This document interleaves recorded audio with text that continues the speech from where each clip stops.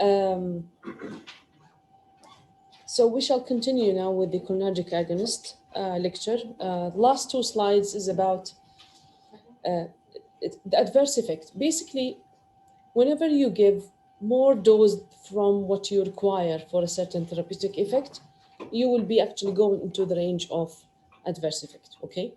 Yani, for example, you are giving them to enhance contractility of the gastrointestinal tract, okay, for paralytic ileus, for example. What will happen if you are giving too much? You might have bradycardia, you might have bronchospasm. This is basically, so it's the same table that will show you the therapeutic effect, as well as if you are actually exceeding what you need to give for the patients and what will happen afterwards. But there are certain toxicity situations where we might actually see cholinergic agonists are coming on board, or clinically in certain scenarios. One situation from each, one from the direct, one from the indirect. The direct acting muscarinic stimulant toxicity is actually the most important example is inosite type of mushroom poisoning. You know that I've explained to you muscarine and how is it a natural alkaloid and highly lipid soluble, so absorbed very quickly, and produces a similar picture to all the effect of acetylcholine, all right? So now we have to know that where actually muscarine exists, one of the richest sources of muscarine is a genus of mushroom called inosite. And this inosite mushroom is not supposed to be edible, okay? So basically, when we want to eat mushroom, we know from where to get it, because different countries, they grow mushroom, but only the edible species or the edible actually types are harvested and sold in supermarkets. However, they might be finding a situation of accidental exposure, okay, or sometimes in poor countries, somebody might take it and eat it. So inosite is a type of mushroom that contains high concentration of muscarine and other alkaloids. And if it is consumed, you will have all the signs and symptoms that is actually mimicking acetylcholine accumulation in the body. So they will be having nausea and vomiting. From where the nausea and vomiting? It's not a mechanism that I explained. It's not in the table, nausea and vomiting. GI, okay, هو طبعا دخل GI بعدين where does it go to? Does anybody know what is the chemoreceptor trigger zone? Chemoreceptor trigger zone, which is a center that is closely linked to or part of the medulla, but it's outside the blood-brain barrier, and is in connection with the vomiting center, right? Why, when you take any medicine, it might cause nausea and vomiting, even if that medicine does not cross blood-brain barrier, صح? Because from the gastrointestinal tract, once it is actually absorbed, it will be carried by the blood. And this is a region actually of the CNS, but it's outside the blood-brain barrier. So it can go to the chemoreceptor trigger zone. And we have different receptors in that area. And one of the receptors, we have opioids. That's why opioids, they cause nausea and vomiting, histamine, serotonin, enkephalins, and acetylcholine. Okay, so basically you have cholinergic receptors in the chemoreceptor trigger zone. So now my medicine is something similar to acetylcholine. I've absorbed actually that meal, and once it circulates and reaches chemoreceptor trigger zone, then the patient becomes actually nauseated and vomiting. So this is part of the picture itself. Diarrhea, we know why. Huh? Because increase the motility of gastrointestinal tract, صح? Urinary urgency, because the contraction of the urinary bladder and relaxation of sphincter, they cannot hold the urine. This is what we mean. Salivation, sweating, أكيد, right? Cutaneous vasodilatation, acetylcholine actually can cause skin blood vessels to vasodilate, so they'll be like flushed, and cutaneous vasodilatation. Bronchial constriction, we know how it happens. أكيد, this is the effect of acetylcholine on the bronchial tree, and that will develop very, very quickly.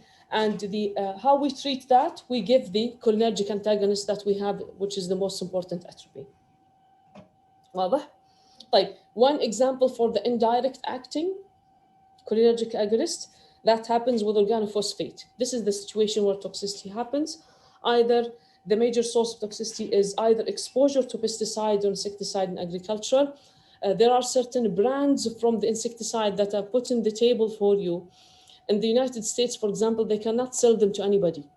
يعني إذا مثلا أنا say for example I come on and I want to buy them because I have a farm, they will not actually sell them because sometimes they are very toxic to humans, not only to insects. So unless this is a licensed person and they know how to actually pay attention to the details, protecting themselves, specific clothes, spray from a distance, don't breathe in and leave the site where actually you spray them. So you will get situations of intoxication because the individuals are not actually careful and not applying the instructions. And definitely in chemical warfare agents, soman gas, sarin gas, VX, phetabone, other actually nerve agents are being used, and this is against the Geneva Protocol, and this is completely unethical, but it happens, and the individual will present with the following. This is again repetition. Small pupil. This actually helps in the diagnosis. When they come to the ER, once you see them, you look at their pupil, you will know that this is actually an important sign. The small pupils. Salivation, sweating, bronchial constriction, vomiting, diarrhea, cognitive disturbance, because now we have gone to the extreme of toxicity where too many neurotransmitters are being involved, convulsions and coma. And don't forget now, we are having so much concentration of acetylcholine that causes this depolarizing neuromuscular blockade. What I've just explained, that initially that acetylcholine is going to cause depolarization, but because it's too much and cannot actually leave the end plate, so it's going to lead to a phase 1 block. So the muscle will be blocked in depolarization, will not repolarize, okay, for some time. This is the period where you will see fasciculations. When it repolarizes, it becomes insensitive. So it's not responding to acetylcholine and the muscle will become paralyzed. And one of the most important muscles for the breathing, the chest muscles, intercostal muscles, most importantly, the diaphragm is a very important skeletal muscle that helps with the breathing, okay?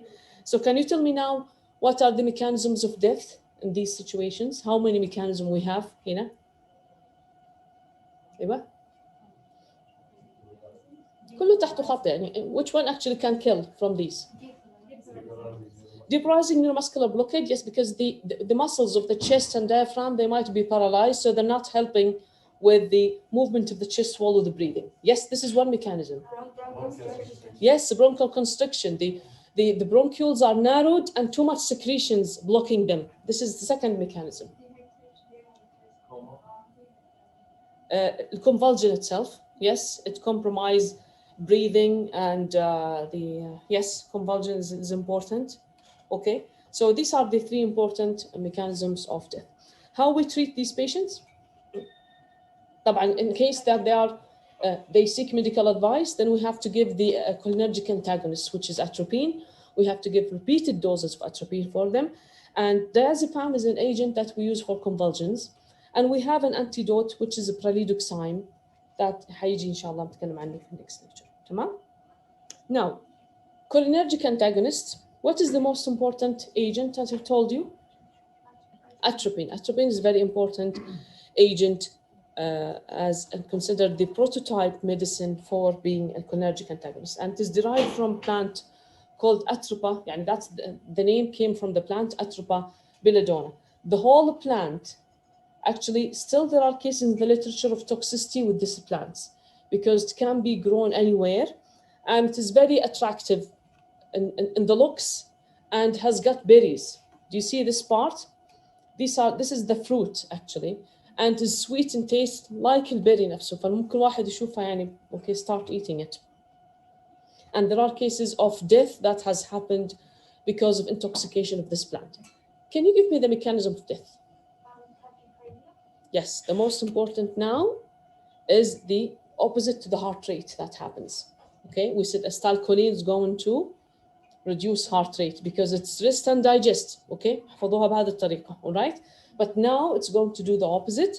So stimulating or blocking the acetylcholine effect on the SA node and AV node, they will have tachycardia. And usually individuals, they can manage with having fast heart rate, but the fast heart rate in certain individuals sometimes can cause decompensation, heart failure. Sometimes it can trigger a certain type of arrhythmias, and then patient will die.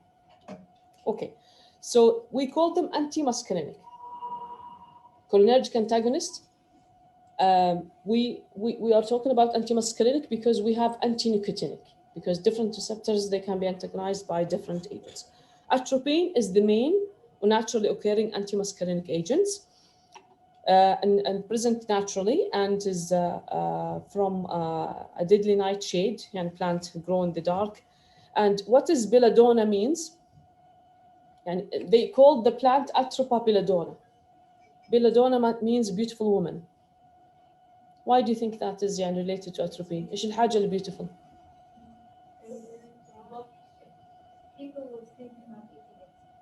لا. I think the eye. الآي، yes، واحدة من البنات قالت إيش فيها الآي؟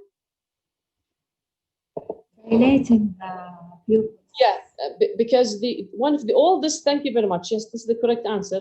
Because one of the earliest indications for using atropine from that plant, that they used as eye drops to dilate the pupil, all right? And the dilated pupil becomes black, and black is beautiful in Western population, Western culture. So the mechanism of action is as simple as reversible blockade or competitive antagonism. Too much acetylcholine needs adequate concentration of atropine. And this is important. I need to tell you this because the concentration is important. Why? Because in therapeutic situations, yes, a small dose of atropine, 1 or 2 milligrams is adequate to cause the effect that you want. But if somebody is coming with nerve agent intoxication, they're actually having a sort of too much acetylcholine bioavailability in their body, and works for quite a long time. So they need repeated doses of atropine, and don't forget to repeat, giving them repeatedly. Atropine selective to muscarinic receptors. All right, we do have muscarinic receptors in too many, as you recall from that table, salivary glands, bronchial, sweat glands, whatever, but not all of them can be antagonized fully by atropine, because it has been found that gastric parietal cells cannot be antagonized by atropine. That's why if you are thinking that I might be using atropine for peptic ulcer, then no. واضح؟ يعني hydrochloric acid is part of the gastric secretions that happens in response to meal, صح? If you want to block that because that patient has got peptic ulcer disease, no, that will not happen.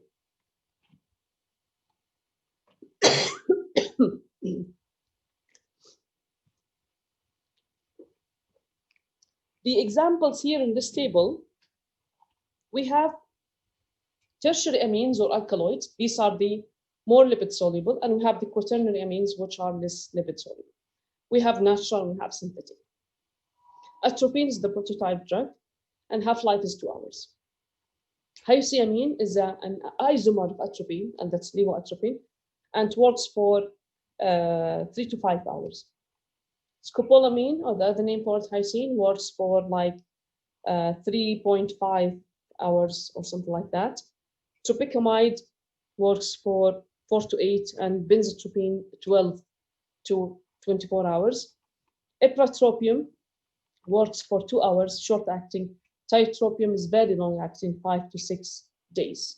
Okay, half-life is not required from you, but when I say that something is alkaloid or tertiary amine, that means it's well absorbed from the gastrointestinal tract or from the conjunctiva, or as transdermal patch if you wanted actually them to reach the systemic circulation, especially the CNS.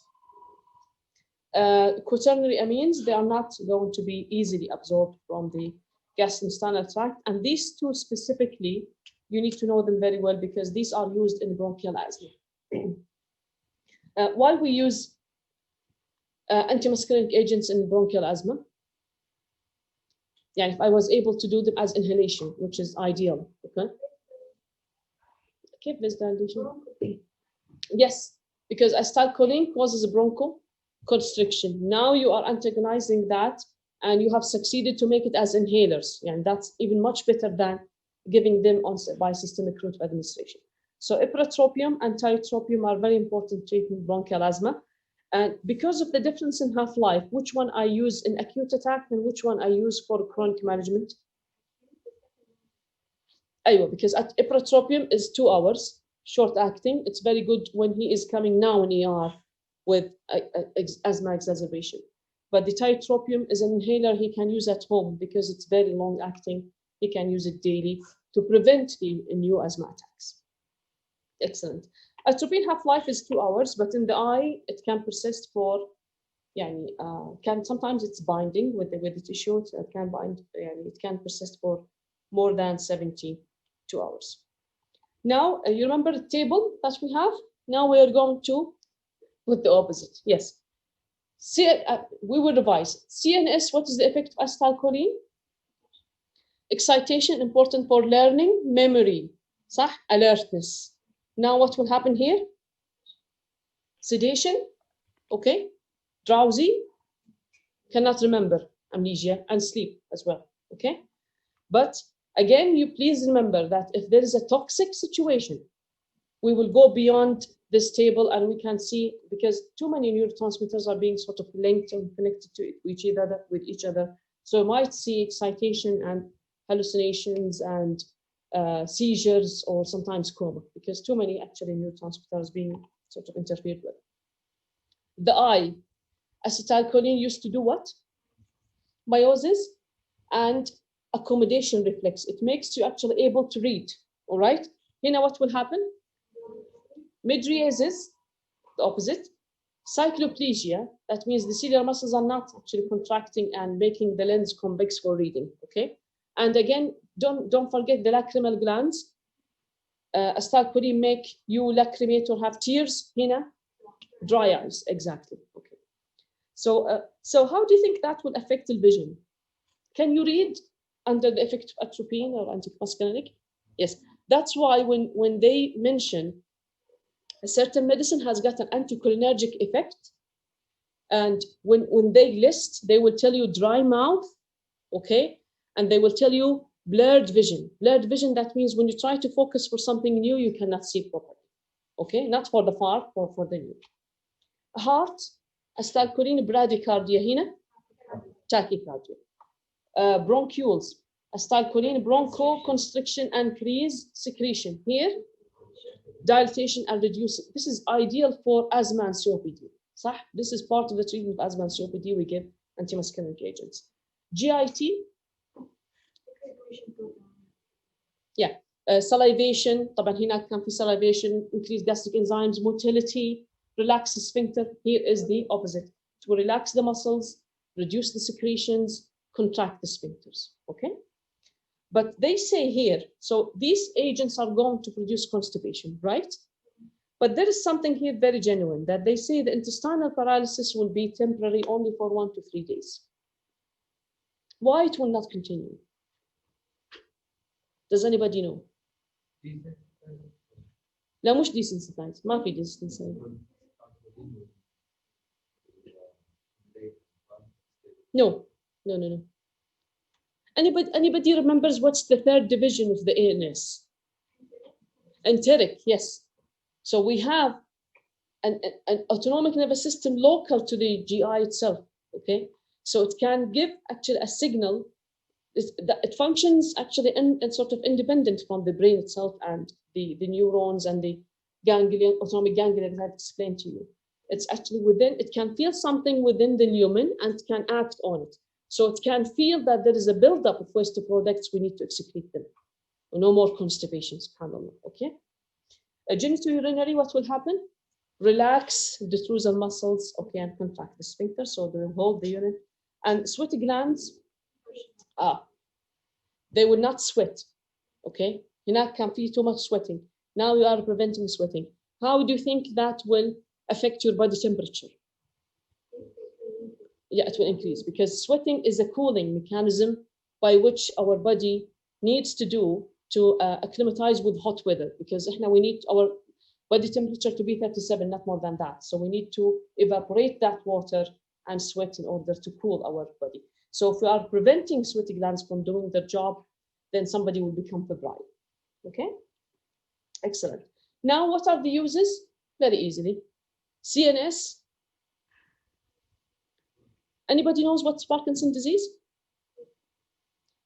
Don't worry, you will take it, inshallah, second semester with the neuro block.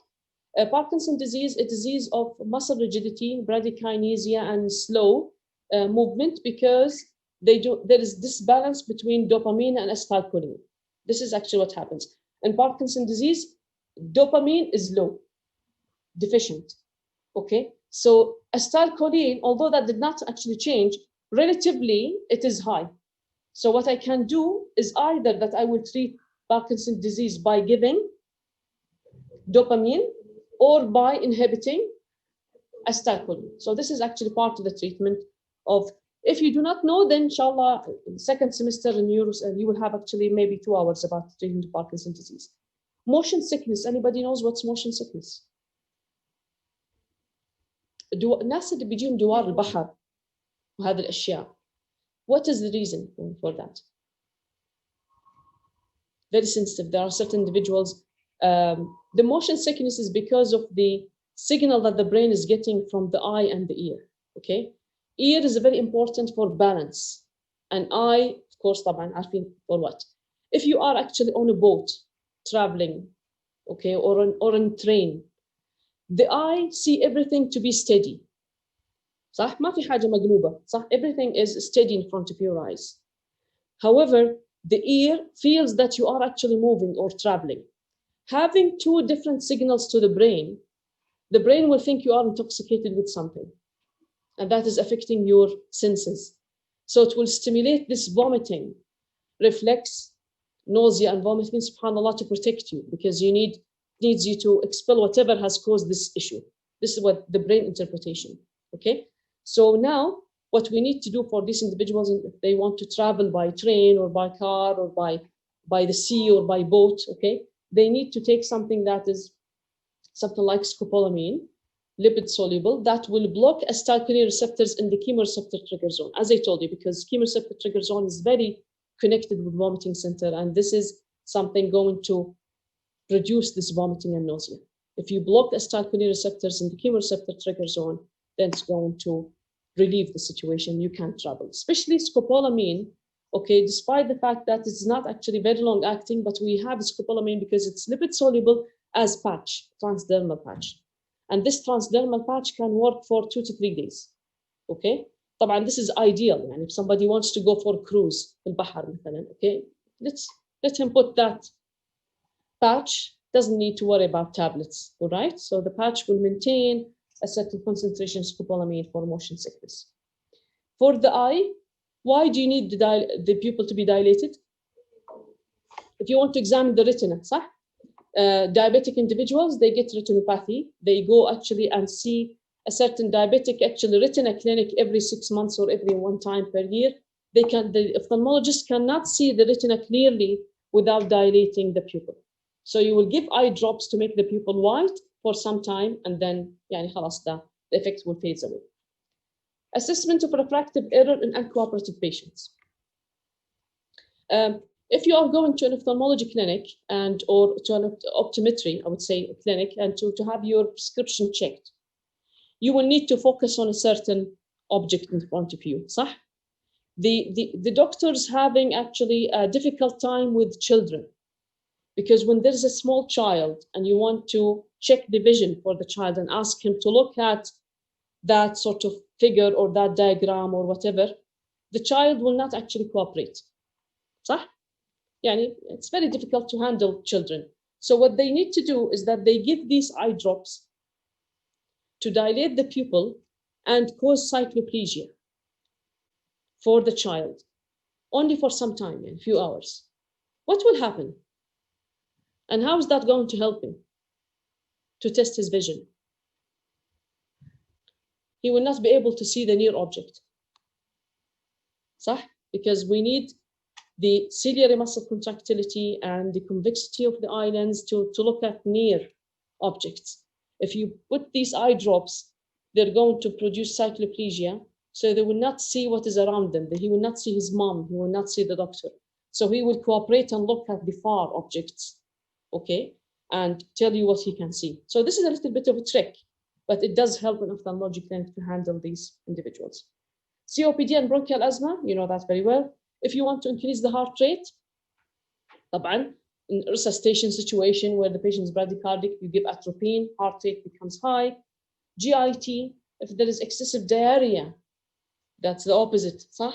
If you want to stop that diarrhea, طبعا this is not actually ideal because you need to look for this source of infection and treat it, okay? But in case that you are treating, yeah, but you want actually to relieve and, you know, to handle this dehydration that is happening because of excessive bowel motion, you can use anticholinergic or antimuscarinic agents. Urinary disorders, urinary urgency, bladder spasm by different, and urinary incontinence. What happens now in certain infection, if somebody has got cystitis, the bladder is so inflamed that cannot even hold the urine, okay? So he cannot hold the urine. Every now and then he will go to the toilet to pass urine. You need to increase the capacity of the bladder by giving antimuscarinic agents, طبعا with treating the source of infection, okay? Again, sometimes happens after prostatectomy or some after procedure, when there's a spasm of the bladder, you need to do the opposite. So it depends on what you want. If you want contractility, you will give betalicol, for example, okay? If you want relaxation, you will give antimuscarinic agents. And of course, cholinergic poisoning, whether it is an mushroom poisoning with inosite, and they are actually having so much, they have absorbed so much concentration from muscarine, I will give atropine in these circumstances. If it is a nerve agent or organophosphate poisoning that has happened, I will give again atropine, repeated doses, because you do not know actually how much he was exposed to. Maybe he has so much in his body, so you need to give atropine, repeated doses. And atropine, we prefer intravenous and IV route of administration because that's actually more suitable for emergency, intravenous and repeatedly. And we have an antidote called pralidoxime. Pralidoxime is an agent that breaks the bond between the organophosphate and the cholinesterase. So we call it like a regenerator, enzyme regenerator. It's going to break that bond, restore the enzyme, and the enzyme will be able to handle acetylcholine and metabolize it in the body. واضح؟ طبعا pralidoxime is one of the agents that we need to give it very, very quickly before aging happened to the bond, all right? But there are certain case reports saying that even if the patient presents late, after 10 minutes, you still can give pralidoxime. Repeated doses might be able to split the bond between the cholinesterase and the enzyme and regenerate the enzyme back for you, okay? Yani it's not like, yes, we understand that the aging will happen within 10 minutes for some agents, but it is worthwhile trying whenever the patient has got an access to the hospital after intoxication. The only here situation about toxicity situation with atropine. Do you think that atropine poisoning is common? Atropine is not something that is orally, yani, there are certain oral preparations, but they're not actually very commonly used. So mainly atropine, you will find it in hospital environment, okay?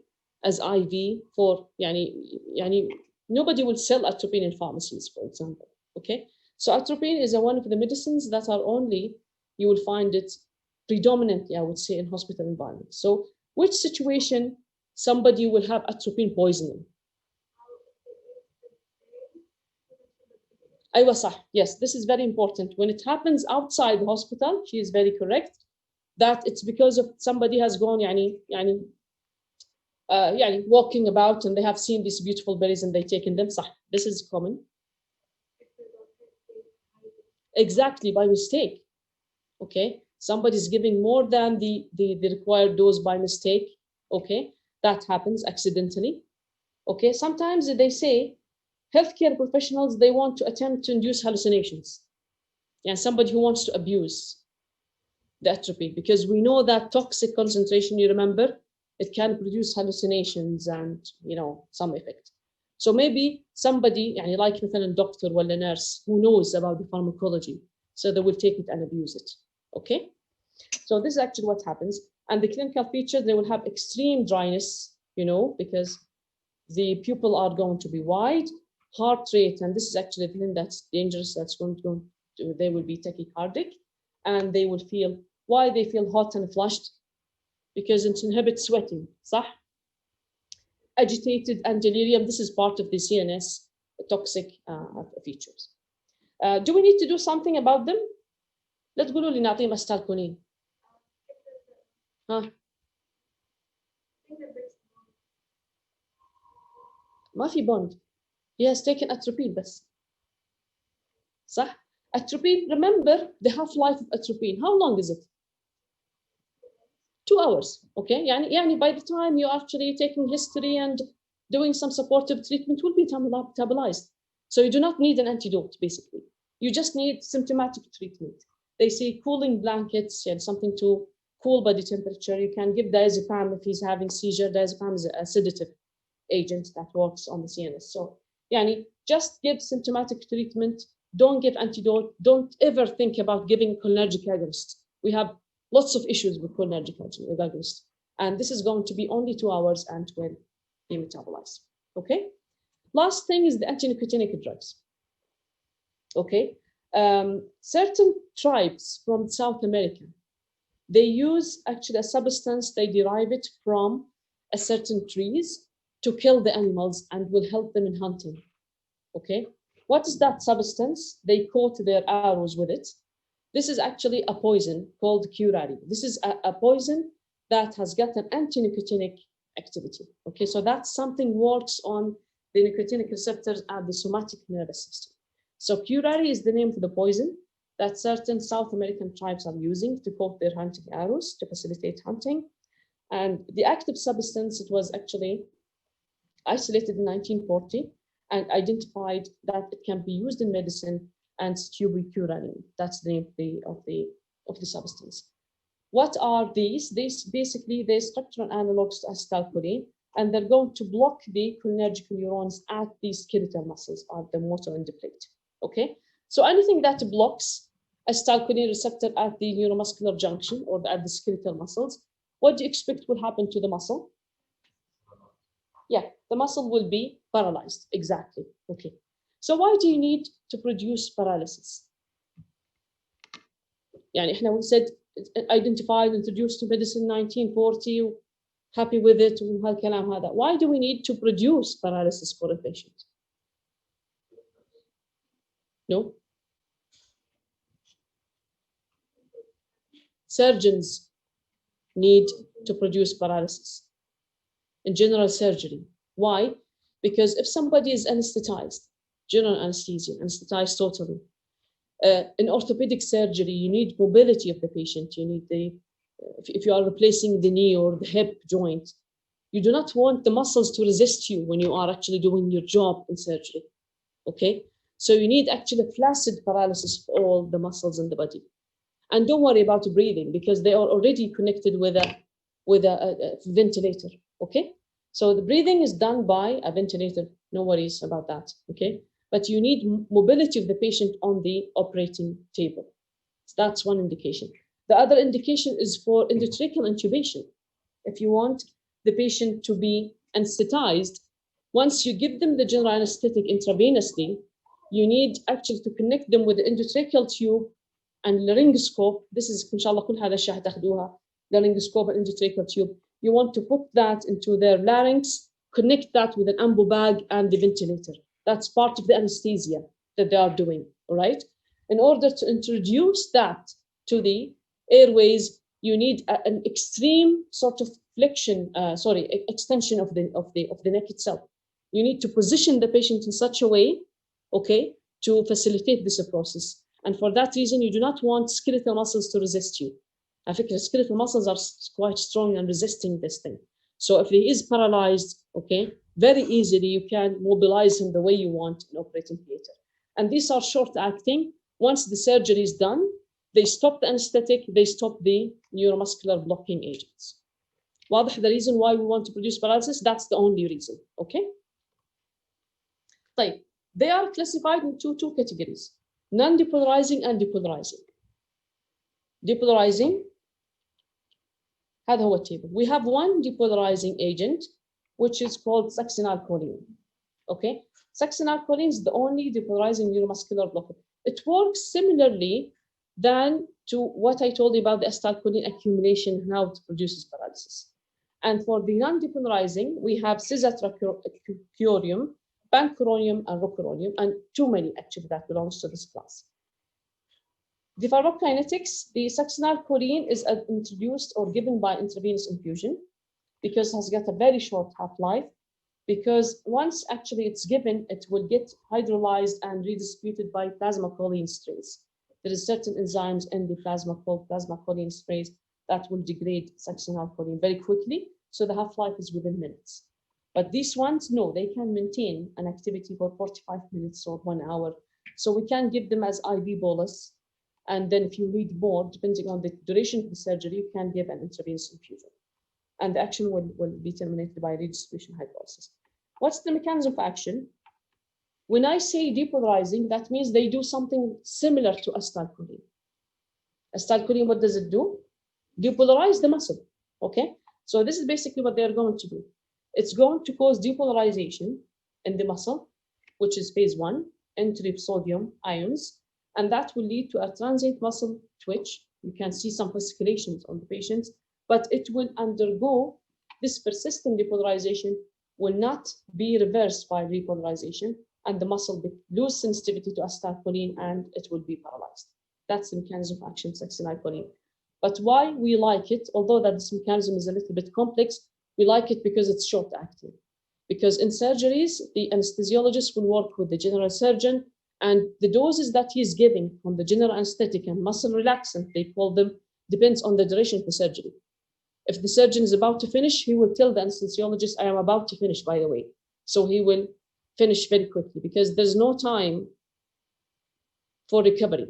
Once the surgery is over, you want the patient to recover and go to the other patient, attend the other patient, because you have a full schedule in OR. Okay, Banat? The mechanism of action of the non-depolarizing, they are just blockers. They block the acetylcholine receptor at the nicotinic receptors and prevent depolarization. So they are preventing acetylcholine from producing depolarization and muscle contracting. Shall we stop now? Time is over and I have only few slides بس هي حتاخد وقت. Would you like me to record that and send it over to you? ولا... Okay. Do you think that the lecture was quick? ولا the way I progress speed is fine? طيب okay. الحمد لله. مين الليدر هنا؟ عشان ابعث الريكوردينج. ممكن بس الاسم في ورقة كذا صغيرة تدوني يلا اعطيكم. ليدر والايميل. ولا ابعثها المنتصر ولا مين اللي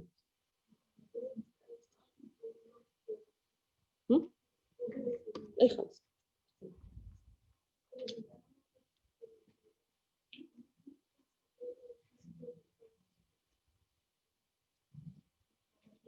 Do you have any questions? By the way, this lecture needs you to study everything together عشان تفهم, right? I understand that sometimes when I ask a question, I'm pretty sure that inshallah all of you are excellent students, but you cannot answer because you did not study the material, all right? So that's why I stop now. There's no point of actually giving you, this is your break time and you need to relax. So it's better that you read right from the introduction, know your physiology and anatomy, study the cholinergic agonist. Yeah, it's not supposed to be like this. You need to study everything separately. Once you study cholinergic agonist, it will be very easy to study cholinergic antagonist. Okay, so inshallah, study those lectures and make sure that you study them during the weekend before you take the sympathetic. It makes your life easier. Okay, so study these. Inshallah, I'll send the recording for the last 2 slides to you during the weekend. That will continue. If you have any questions, you can ask me by email. I don't have any issues. If you have any questions now, you want me, I'm free.